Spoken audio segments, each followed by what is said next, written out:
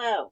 I wanted to give you a few Canvas tips about not just my course, but how things are set up at Fullerton College. So one thing you'll notice is in your global menu here at the bottom is a support icon.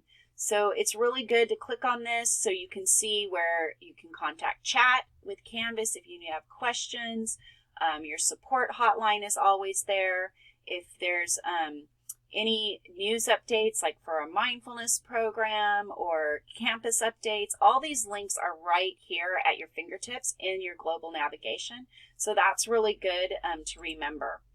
Also, this is what we call your dashboard, and this is course view.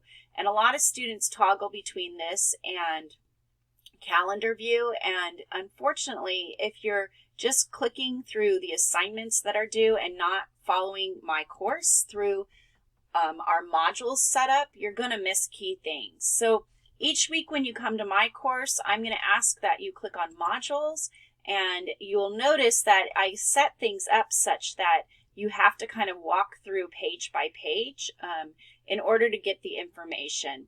So think of it as if we were in class, we'd be together 4 hours a week. So the information I'm presenting here is really important because it's what I would be talking to you in class. And like, for instance, if you went right to the discussion board through your calendar assignments, you would miss the reading for our discussion board, and it might be confusing. You're like, why does this teacher not give me the reading, right?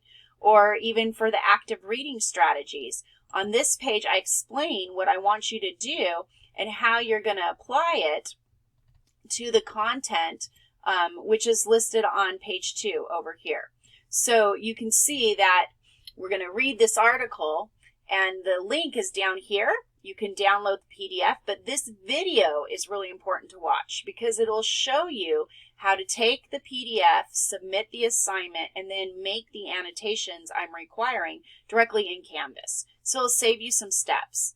So again, it's really important that you go through all of my modules page by page.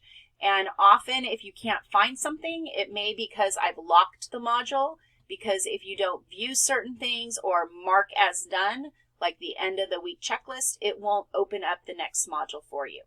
So make sure though, when you're going through any of the assignments, if you have questions either about the content or about Canvas and how to do things, that you reach out and ask me.